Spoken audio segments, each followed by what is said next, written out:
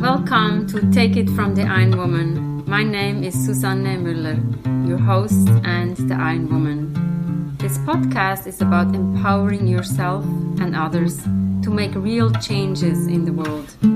You will hear from everyday, smart, sophisticated, hip people like you and me. Not everybody has to be an Iron Woman to impress the world. Together, we will learn from the sports and business leaders how you can become a more successful person as an entrepreneur or a leader. It's one step at a time, one day at a time. Take your steps now. Take your big steps now. Join me on this journey to success.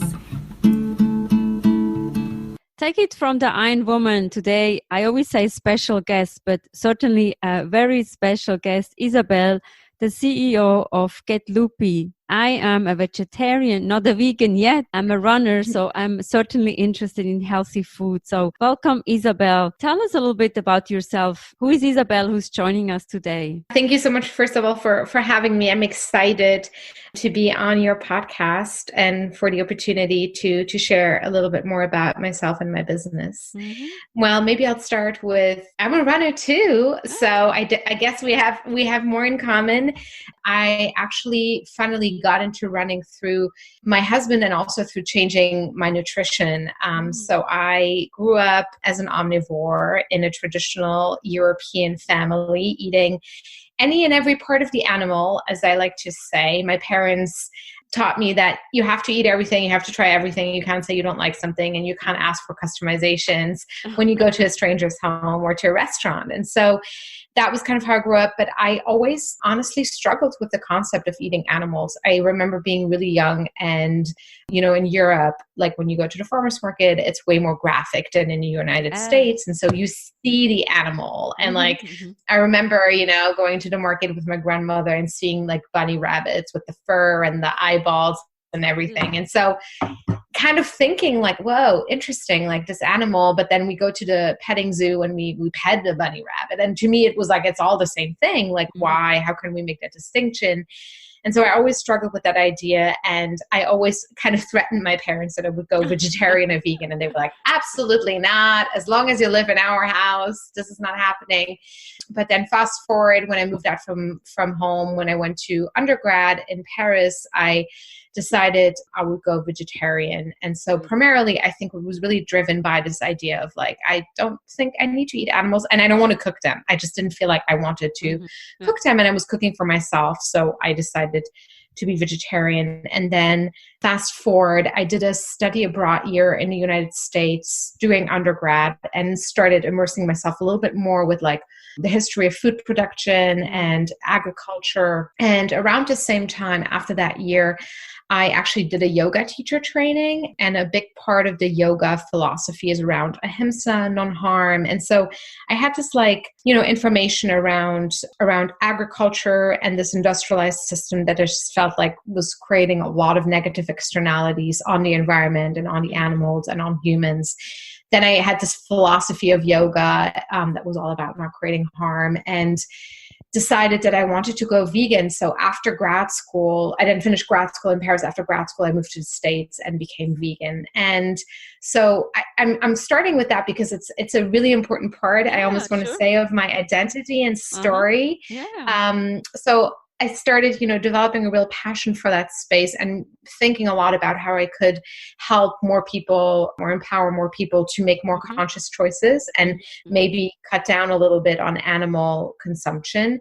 In parallel with that, I started working for startups when I moved to the States and worked for a bunch of different early stage tech startups, was on early teams and helped scale businesses on their operation and product side, and had been thinking for a long time about combining like my passion with the vegan space, with my background in building companies. So it's a little bit about myself. And I then recently launched Lupii, which is my plant-based snack business that I started with my co-founder, Ali, who's also plant-based and vegan. We met very randomly, but share the same kind of vision and passion for this space. And so we met last year and started building the business, and then launched earlier this year in January. Wow, this is amazing. So, yeah. So then tell us a little bit about Get Lupii. Obviously, I was on the website, and I always have to say when I go on the website, I'm hungry. So it speaks to me. Tell us a little bit how this got started. Yeah, totally. So I would say one of the big insights, so there was definitely this internal, drive of mine that I felt very strongly about eating more plant-based. And I say more plant-based, I don't say about everyone going vegan. I think it's a very personal choice what you eat. But I do think that we can all make conscious choices around it. And I think if we were all more informed, we would probably all make slightly different choices or just think about it in a different way. And so I had that passion for this space, but then I also had really identified a problem that I kind of experienced on an anecdotal level with my friends and family, but also started researching and looking at the data and did a lot of customer interviews and kind of got to the same conclusion. And that was that there's definitely a shift among American consumers that are just becoming more conscious and also trying to reduce animal protein consumption. And the main driver for that that I identified among Americans was health. So nutrition is really the main reason for people to change their diet. Sometimes the environment, sometimes animal ethics play a role initially, sometimes they play a role later on, but nutrition is the number one thing. And it makes sense because it affects all of us, what we put into our bodies and our health and weight and all of that stuff. And so nutrition was the main reason, but then the main reason why people were falling off the plant-based diet, why they abandoned it, why they stopped eating plant-based, was also nutrition related, and more specifically, this perception that you can't get the right nutrients from a plant-based diet.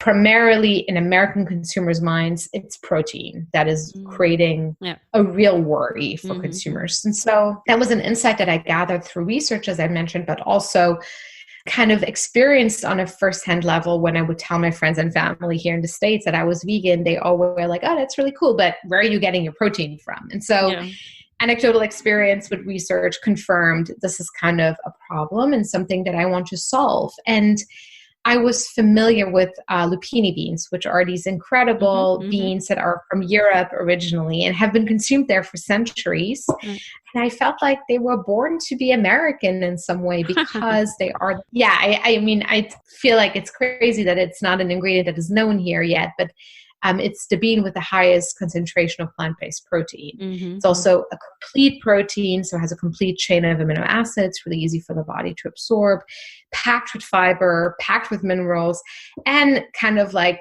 the cherry on top of the cake is that they are also so sustainable to grow and really good for soil health and soil revitalization. So all in all, checks all the boxes, incredible ingredient, and I think it's time for lupini beans to shine and to get more attention in the States. And so that was kind of the motivation behind founding Lupii. That's fantastic. And I mean, as a runner, I'm a vegetarian, so I come from Switzerland, and I don't know if I could be vegan. I mean, like I sometimes try out the vegan version when I go to a restaurant, and it feels really good on my body, but I would miss my cheese a little bit. So I know there's other vegan options, but just, I don't know, I need to think about that. But as a runner, and I did an Ironman, and there with the Ironman, it was just so important for me, the nutrition. And I thought that was the hardest for me. So plant-based probably would have been a better choice versus, I mean, I don't eat meat, but then people say, how do you get the proteins? And I'm like eating beans and this and that. So where were you when I trained for the Ironman, right? So that's my question. That was 5 years ago. Yeah, but that's fantastic. And I see that they're a small bite. So can a runner take them on their run, or what would you recommend? Yes. Yeah. I mean, it's so funny. You're such an incredible athlete, and it's interesting to hear you talk. You know, my husband just completed his first Ironman last year, and he's the one who, as I mentioned, got me into running. I used to. It was a mix between. I didn't grow up doing sports much because, again, my family was like not so into sports, like a lot of, more American upbringing. But then also, I don't think I had the energy, to be honest. And I feel like since I transitioned to a fully plant-based diet, I feel so energized because I'm eating all these whole foods with real nutrients. And so I just want to be out and want to be active. But in any case, he completed his first Ironman last year, and he's been fueling a lot of his training and his runs in races with Lupii bars. So yes, you can definitely take them on the go. They are little, so we call them bites, but they're a little square, actually kind of the size of a regular bar in terms of grammage, but they look more like a square, and they are definitely great on the go. I love personally to take them on hikes when I go and do that, because I'm always looking for something that's light, but also is like actual food and keeps me going. Yeah. And, I also love having them in the afternoon as like an afternoon snack, because they just, the fact that it's real food, like that was so important to me and to Ali, my co-founder, is that, a lot of snacks are very processed, and we need convenience, and we don't want to compromise on convenience. But we also, I deeply believe, we need to fuel our bodies with real food. Yes. And it doesn't have to be, mutually exclusive. It can actually go together. And so what makes us different is that we use this whole bean also in the bar. So we don't use protein isolates. It's not processed. It doesn't have processed sugars in it. It has tons of fiber. So it's really good for your gut health as well. So really heavily leaning into that. Oh, that's fantastic. Yeah. So hopefully a lot of people will listen to the podcast who are my runners, and they will be connecting with you. And is your products, we buy it only online, or is it in the stores? Yeah, it's a good question. It's a very timely question, actually, to ask. Yeah, considering the craziness that we are all dealing with the coronavirus epidemic. Initially, we launched in about 80 physical locations. So that was a mix of health stores and health stores, mostly in the New York City area. And then also we were selling directly to offices, because for people in the afternoons, as I mentioned, it's a great snack that keeps you going. And we were also selling to gyms, boutique fitness places, yoga studios. And so currently, as we all know, a lot of these places are closed temporarily. And so while we're still selling in some New York City-based stores, we have moved a lot of our focus to our website. And we always had a store. We always had getlupii.com, and you were always able to buy it. But we hadn't paid so much attention to our online channel, because physical distribution was very important to us, because we did tons of in-person demos and sampling for people to try the product. And now we are kind of doing that through the website, because you can get like a sampler pack with one bar of each flavor. So there's an easy way for people to try it. And then we also recently launched on Amazon, and we're on some other online platforms. So trying to sell more in online channels for now. Yeah. Well, that's what we have to do, right? If we want to exactly our audience and in this crisis, but especially in crisis, I feel like we need to eat healthier than before. I see now a lot of people say, I'm moving back to comfort food. I'm like, no, this is the wrong approach. Now, as we get deeper into this crisis and people have been staying at home 5-6 weeks now, eat healthy and eat good food. I think that's the recommendation. Yeah, I mean, I couldn't agree more with you. I think it's interesting being in the food industry and also talking to some veterans who've been in this industry for a long time, who told me, in 2008, like everyone started like eating junk food again, because there's like a level of sadness and depression around the environment, and we try to comfort ourselves with that.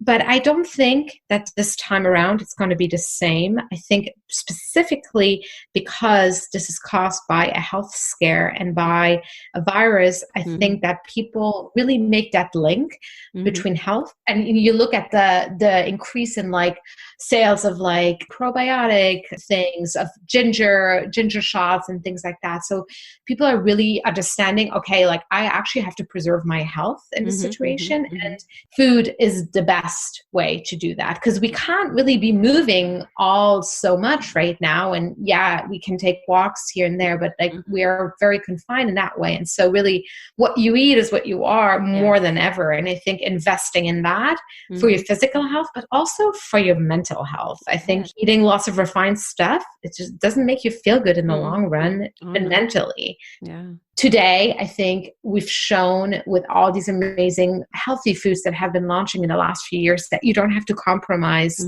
on flavor and deliciousness, and you can still eat healthy, but also eat good food. Yeah. I think that's all me, right? So coming from Europe, maybe, I don't want to say we have a different approach to food, but when you come to the US, what I cannot understand, if people eat a sandwich and a bag of chips, I'm like, I don't need chips. Like, why would you have a bag of chips? But that's cultural. Yeah. Me growing up, we always went to the garden and had fresh strawberries or whatever berries were in season.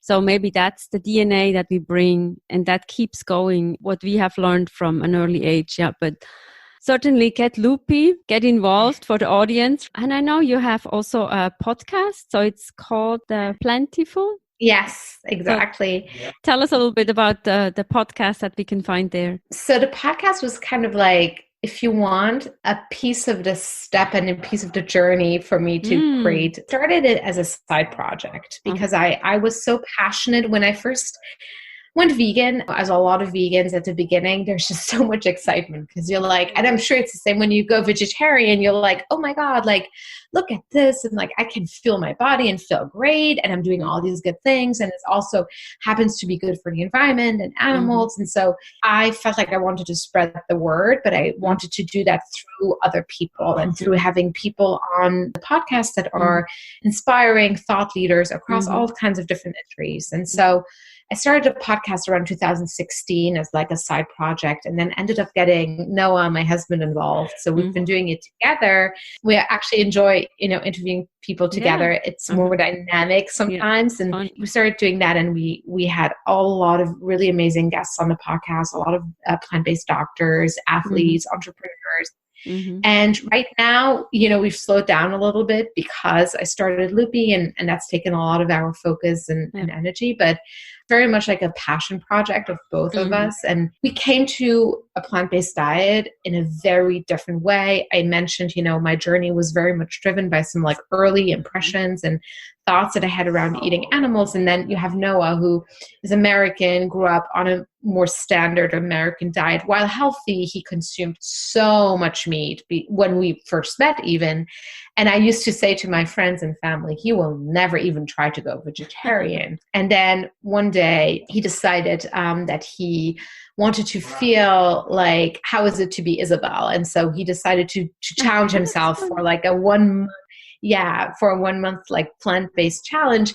And I always joke and say, he just did it to prove me wrong and do it for a month and then tell me, I did it, but like, I'm not going to continue. Yeah. But then he was already into running at the time, and he was injured, but so he couldn't run. And usually he was used to become kind of like sluggish and gain some weight when he was not running, but now suddenly didn't gain any weight, and he felt so energized, and he felt like he could eat so much more food and not feel like kind of gross, Yeah. And so that kind of made him stick. And then he got into all his like triathlons and Ironman stuff. And it's really interesting to see how for him this journey was so driven by physical well-being, and mine was a little bit more by like emotional well-being in a way. And then we kind of crossed paths. I got more into athletics, and he started kind of looking at all the other facets of eating plant-based. And so that's kind of like how the Plantiful Podcast kind of came about and how we've been running it together. I think that's fantastic. And to show that who came with such a lot of meat eating into plant-based. I think it just goes to show that it is working, and it's not only a girly thing. And definitely. It's fantastic. Yeah. So thank you so much, Isabelle. This was very educational, and we want to make sure everybody gets your information. We put it in the show notes. Good luck with everything. Thank you. Wonderful. Thank you so much for having me. It was such a pleasure talking to you. Thank you, Isabelle, for a very informative interview. And for all the listeners, you get 20% off of your first order. Check in the show notes. There is a coupon code. Thank you so much. Podcast episodes will follow every week. Take it from the Iron Woman.